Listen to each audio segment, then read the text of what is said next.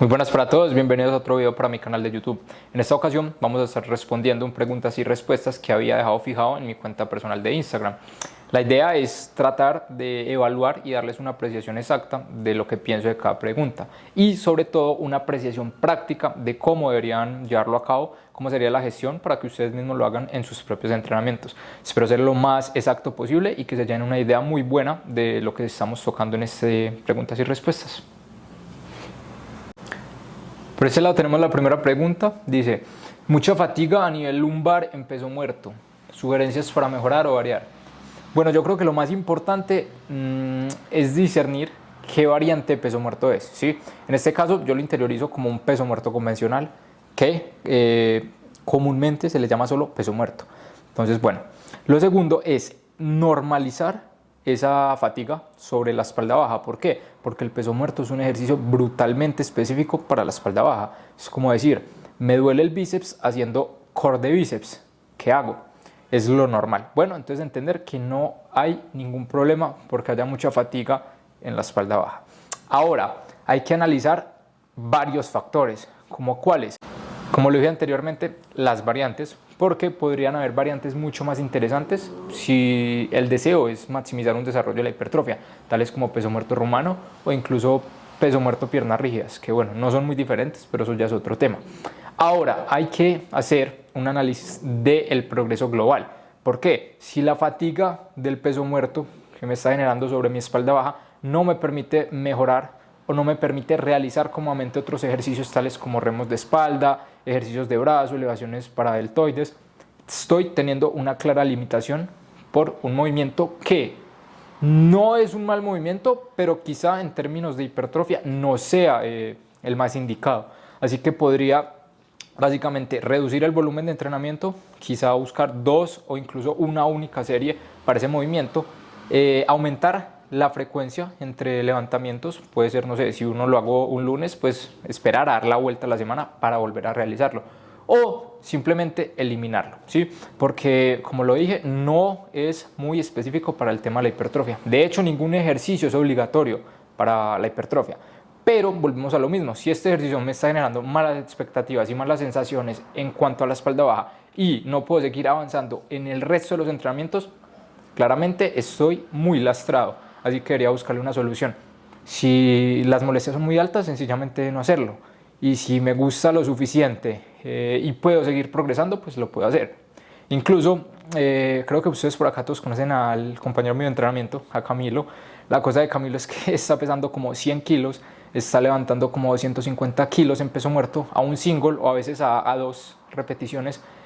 Claramente no es un estímulo muy alto en temas de hipertrofia, pero es que Camilo ha hecho las cosas tan bien y está tan en forma que eso es lo que menos le preocupa. Y simplemente el peso muerto es algo que a él le gusta, le divierte y bueno, lo está haciendo. Pero él conserva sus parámetros mínimos para un buen rendimiento en los demás ejercicios, un buen descanso, una recuperación y bueno, lo disfruta bastante y está perfecto. Pero si yo no tengo la capacidad de mantener unos entrenamientos sólidos porque el peso muerto me limita, pues habría que tomar decisiones. Listo. ¿Por qué se recomienda en el leg day realizar aductor o flexión de rodilla antes del multiarticular?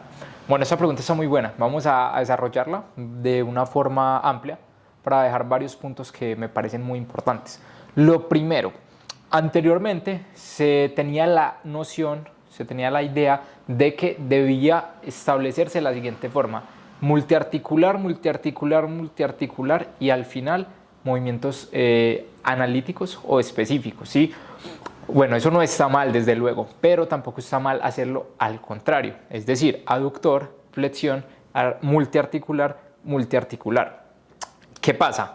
Que cuando yo hago primero los multiarticulares, como por ejemplo sentadilla hack, prensa, peso muerto, y luego hago estos ejercicios más analíticos como aductor o flexión de rodilla, ¿qué pasa? Que toda la fatiga que se genera de los movimientos multiarticular puede condicionar a que el rendimiento en estos ejercicios aductor y flexión de rodilla no sea el más alto, ¿sí? Ahora, ustedes me dirán lo mismo de forma inversa, pero no. Cuando yo hago primero aductor y flexión de rodilla, esa fatiga es tan mínima que no tiene la capacidad de lastrar los movimientos multiarticulares. Además que hay una especie de hype, que es una motivación intrínseca de que cuando uno se mete debajo de una barra, debajo de una sentadilla hack, o sea, usted puede estar fatigado ligeramente, pero o sea, a nivel mental hay una exaltación tan grande que usted ese movimiento normalmente lo suele afrontar de una forma muy positiva. Entonces, bueno, esta es una de las consideraciones que se debería tener en cuenta a la hora de poner los trabajos específicos antes de los trabajos globales. ¿Qué también se puede decir en este momento? También puede ser un tema de prioridades. Si nos interesa desarrollar mucho aductor o isquio, pues esos movimientos se pueden poner antes del multiarticular y nuevamente estarán siendo afrontados en un escenario de menor fatiga y la conexión de la sesión en cuanto a carga pues puede ser más favorable. Ahora, en cuanto a ejercicios preparatorios, es cierto que puede que realizar el aductor y la flexión de rodilla sentado antes de un patrón de sentadilla puede aportar una serie de situaciones beneficiosas para el rendimiento del otro ejercicio, como cuál, por ejemplo, al hacer aductor, cargar los aductores en una posición de tanto estiramiento, pues es bastante favorable a la hora de expresar fuerza con el aductor, que sabemos que es un extensor de cadera muy potente, que para una sentadilla pues siempre es muy demandado. Entonces pues ya como que con esa carga previa se siente como más afianzado, más aclimatizado y podría responder de una mejor forma. En cuanto a la flexión de rodilla, básicamente cuando se alcanza el punto más bajo en una sentadilla de flexión, ¿qué pasa? La parte de la pantorrilla se encuentra con la parte posterior del muslo, lo que se llama el isquiosural. Entonces, si esa parte del isquiosural está muy bombeada, muy llena de sangre, ofrece como una especie de mayor estabilidad. Entonces, cuando la pantorrilla se toca con el isquiosural, eso en términos de física podría reflejarse en una mayor estabilidad. ¿Por qué? Porque más superficie de área por una misma fuerza. Entonces habría como que una menor presión sobre los tejidos de la rodilla, que podría ser beneficioso. Ahora, no significa que haya obligatoriamente que hacerlo de esa forma, simplemente es una opción más. Acá desarrollé una serie de parámetros de ideas, pero finalmente se puede hacer de cualquier forma. Siguiente pregunta. ¿Referente a hipertrofia, movimientos libres o en máquinas Smith?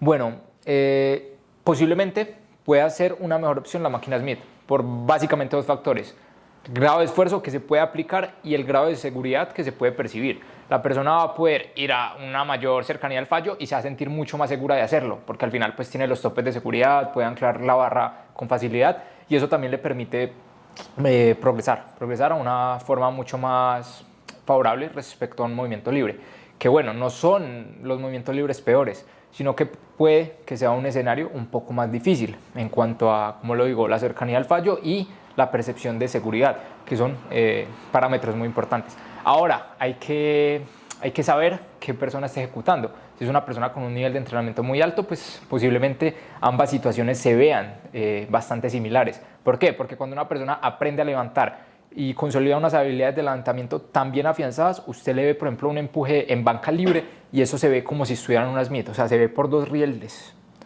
Se ve bastante similar a una máquina Smith. Entonces, si esta persona es la que levanta, posiblemente no sea tan dispareja la comparación. Pero si de pronto es una persona que está iniciando en el gimnasio o que no tiene como unas habilidades tan afianzadas, posiblemente la máquina Smith sea una mejor opción. Como le dije, mayor capacidad para aplicar un grado de esfuerzo alto y mayor percepción de seguridad, porque pues nada lo va a aplastar ni no se va a sentir como con ese temor. Al final también hay que tener en cuenta otras situaciones, como es por ejemplo a nivel logístico, que tiene que ver con que usted debe ir a la máquina Smith, debe encontrarla libre, debe buscar un banco. A veces hay personas que en la máquina Smith hacen 4 ejercicios de 4 series, eso ya es una hora de entrenamiento, entonces es difícil como conseguir el espacio. Posiblemente esto es muy interesante y lo quieran tener en práctica, lo que concierne a la logística de entrenamiento, que son todos esos puntos que he mencionado. Al final puede que sea una mejor opción la máquina Smith, pero no es lo suficientemente significativo como para decir, yo no tengo el pectoral de, no sé, de alguien muy famoso, no quería decir Sibum, pero no se me ocurre nadie más, porque no entreno en máquina Smith. Bueno, no, es un montón de factores y un montón de situaciones que se deben tener en cuenta, pero al final puede que la máquina Smith sea una mejor opción.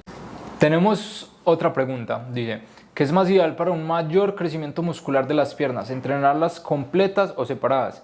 Básicamente si entrenar como cada músculo en una sesión independiente o simplemente juntarlos todos. Yo he visto esa pregunta de forma muy reiterada en redes sociales, me parece que es muy interesante. Vamos a tratar de exponer la idea de la forma más clara. Ahora, ¿cuál es el tema con entrenarlas juntas o separadas? Que es que no es solo una decisión en cuanto a si hago primero cuádriceps y después isquio, no, sino que hay que valorarlo desde la recuperación y desde la frecuencia del entrenamiento. Porque si yo hoy hago solo cuádriceps, ¿qué voy a hacer mañana? Supongamos que hago superior. Y luego, ¿cuándo voy a hacer la parte posterior? Ahora, el isquiosural claramente no tiene que ver nada con el cuádriceps en cuanto a cómo se recupere. Pero posiblemente, se me ocurre, si estoy muy lastrado del cuádriceps, estoy molido del cuádriceps y me voy a subir a un core sentado, por ejemplo, donde necesito que el cojín apriete duro mis cuádriceps para una alta estabilidad, podría ser un limitante el hecho de estar molido de los cuádriceps. Entonces, aparte de eso, que se conoce como una interferencia, ¿sí?, entre esas dos sesiones, ¿cómo buscaría acomodar la cantidad de tiempo a la semana para entrenar cuádriceps en una sesión e isquios en otra? Podríamos estar necesitando muchos días o optar por una distribución de tracciones empuje, que es básicamente juntar todo lo que empuja, tren superior e inferior, y todo lo que tracciona, de nuevo, tren superior e inferior. Entonces ahí es una pregunta que debe valorar un montón de situaciones, desde los componentes de la carga, el volumen que se dan allá los músculos, la frecuencia, ¿sí? Porque entonces eso me va a generar un impedimento para entrenar otros grupos musculares. Yo realmente creo que la mejor opción es entrenarla toda junta. De hecho, hay movimientos y hay músculos que se pueden ver muy beneficiados de otros movimientos. Entonces, simplemente es como encontrar ese balance y sacarle el máximo provecho, de modo que ya uno quede molido de toda la pierna y bueno, la recuperación sea más simétrica y en un par de días esté bien y pueda volver a hacer un trabajo de pierna completo. Ahora, que si tengo alguna prioridad más específica, puede ser sobre el cuádriceps, sobre los gemelos, pues lo va a tener en cuenta y le puedo poner algunas condiciones favorables a esos ejercicios, hacerlos al inicio, hacer más series, cosas como esas. Pero sin duda yo optaría por entrenar pierna de forma completa. Bueno, y al final no es que yo diga, yo no veo un crecimiento notable en mi pierna porque no la entreno de esta forma o de esta otra forma. No, al final usted puede ver un crecimiento de su pierna entrenándola de muchas formas, aislada, junta, con bajo volumen, con alto volumen. Es un tema muy complejo, ¿sí? Si usted no está viendo resultados, quizá es por muchas situaciones que no se pueden identificar en un solo aspecto. Así que entrene la junta o separada. Mi consejo es entrenar la junta. Ojalá le sirva, pero ninguna forma es negativa. Siguiente pregunta. Más 20 series en un grupo muscular para especializarlo. ¿Es efectivo? ¿Por cuánto tiempo? Ahora dice, teniendo en cuenta que esas series son efectivas, es decir, que no son 20 series de adorno, sino que realmente son series llevadas a una buena intensidad y se supone que son todas series productivas. Bueno, ahora, para intentar responderlo de la forma más precisa posible. Efectivo. La palabra efectivo tiene que ver con la disposición de los recursos en el tiempo, ¿sí? De bueno, cómo los maneje. Entonces, no sé qué tan efectivo puede ser porque me falta información. Realmente entrenar más 20 series, dependiendo del grupo muscular, puede ser una mejor o peor idea. Por ejemplo, si son más 20 series de cuádriceps, son exigentes y efectivas, lo más seguro es que ese trabajo de cuádriceps termine rezagando el trabajo de otros grupos musculares. ¿Rezagando en qué sentido? Primero que todo, en fatiga, ¿sí? No vamos a afrontar los otros movimientos, ni esa sesión, ni otras sesiones en buenas condiciones. Y también, muy importante, de tiempo, porque si yo en la semana hago más de 20 series efectivas para el cuádriceps, teniendo en cuenta que es un músculo que necesita recuperarse, que necesita tiempo para poder entrenarlo, se me hace que para el resto de grupos musculares puede quedar muy poco tiempo. Ahora, si son más de 20 series para el deltoides, que es quizá un grupo muscular un poco más pequeño, pues puede ser una mejor opción. Entonces, la efectividad radica en que haya más información. Yo siempre he dicho que es importante, si un grupo muscular tolera bien la carga de trabajo, pues se puede ir aumentando, ¿sí? Pero ahí lo que hay que mirar es que no limite ni lastre el rendimiento de los otros grupos musculares en cuanto a disposición física por temas de fatiga o en cuanto a disposición general por temas de tiempo. Ahora, ¿por cuánto tiempo? Yo en bloques de trabajo intento programar más o menos por 6, 8, incluso 10 semanas y teniendo una misma prioridad por cada bloque. Entonces, termina el bloque, se evalúa, hay medidas de forma regular, fotos, ¿sí? Y uno al final, entre el atleta y el profesional, uno intenta hacer como un consenso y ver, hubo muy buen rendimiento, quizá podamos hacer otro bloque de la misma especialización y tratar de afinar más esos grupos musculares, o uno dice, estuvo muy bien, estamos ambos satisfechos, yo creo que es hora de darle paso a un nuevo trabajo para especializarlo, entonces cambiemos de grupo muscular y volvamos a hacer la misma dinámica de trabajo, pero ahora con otros grupos musculares. Entonces es básicamente eso. Pero bueno, el balance general es que se me hace muy alta la cantidad de trabajo. Eso puede verse valorado en temas de tiempo. Y bueno, básicamente yo no entreno de esa forma. No creo que ahora mismo tenga más de 20 series por grupo muscular a la semana. Creo que ninguno. Entonces es algo al final muy personal, que también tiene que ver con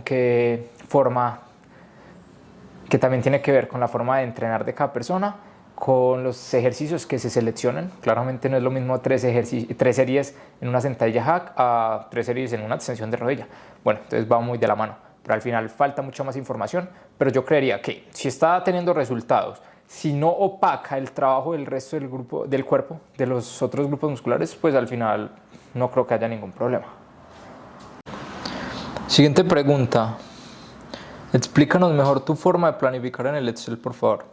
Bueno, lo primero, cuando una persona accede a las asesorías de GZE, lo que busco es entender su contexto actual. Para eso le mando un cuestionario inicial que debe diligenciar. Por medio de este me doy cuenta pues, de su situación actual, su nivel de entrenamiento actual, sus responsabilidades a nivel afectivo, a nivel académico, a nivel laboral, lo que es como persona, su disponibilidad de tiempo, sus aficiones, gustos, preferencias, qué come, qué le gusta, cómo se suplementa, etcétera, etcétera.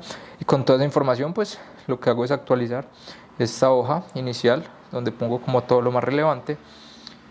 Y luego, pues básicamente con lo que empiezo acá es con el Excel, donde gestiono las calorías que él debería consumir. Tengo una calculadora que me da un porcentaje de pérdida o de ganancia de peso corporal a la semana, según yo vea conveniente. Trato de mantener una ingesta de proteínas moderada, una ingesta de grasas relativamente bajo, según el caso, y una ingesta de carbohidratos muy alta. Con esa información se va a valorar la variable del peso, el peso que él ponga a lo largo de la semana. Al final por acá tenemos una especie de curva gráfico donde se interceptan las calorías versus el peso. Entonces uno puede llegar a la conclusión de que si esas calorías están siendo lo suficientemente específicas para el objetivo actual, ya sea ganar o perder peso. Y bueno, acá en el Excel hay breves comentarios, entreno, si está molido, cantidad de pasos, edad, rendimiento, motivación, hambre, cansancio, estrés, horas de sueño, calidad de sueño. Y es algo que la persona pues va a ir llenando de forma regular para posteriormente tener retroalimentación los días de las revisiones, que según organice con cada persona pueden ser cada 15 o cada 30 días. Luego, en temas de comida, pues se genera un menú opcional. Esto basado en lo que come la persona, que me lo ha manifestado por medio del cuestionario inicial. Lo que hago es la misma gestión de alimentos. Lo que hago es tratar de modificar las cantidades para que nos dé las calorías que estamos buscando.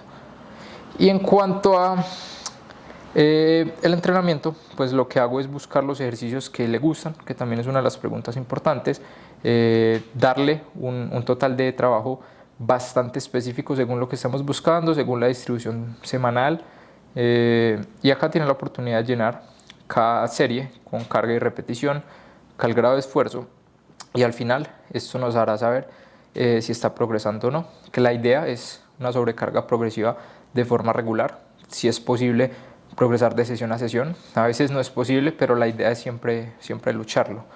Entonces los ejercicios están acá.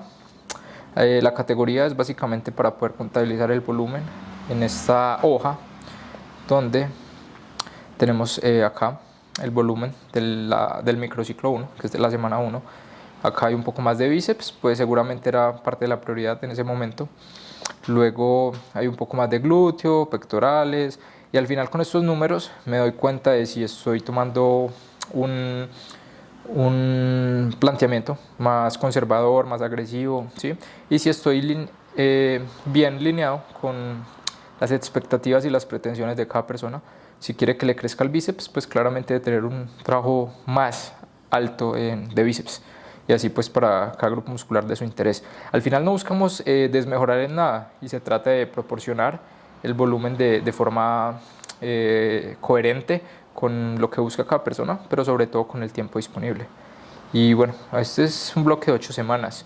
Luego de esas 8 semanas, pues veremos qué tal ha salido todo lo que teníamos previsto y sabremos si hemos conseguido el resultado. Y trazaremos pues unos nuevos objetivos según lo que tenga en cuenta la persona y según mis propias apreciaciones personales. Esto pues va ligado con un tema de soporte vía WhatsApp, donde hablo con las personas, recibo videos, interactúo con ellos, dudas, preguntas. Al final trato como darle respuesta a todos y ofrecerles un panorama mucho más claro para que sigan confiando en el plan y sigan avanzando hacia sus objetivos. Eso es básicamente el tema del Excel.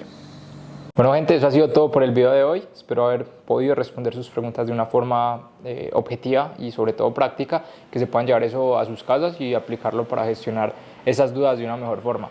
Déjenme en los comentarios cualquier pregunta que no haya quedado lo suficientemente clara o cualquier situación que quisiera que tocáramos en un futuro video.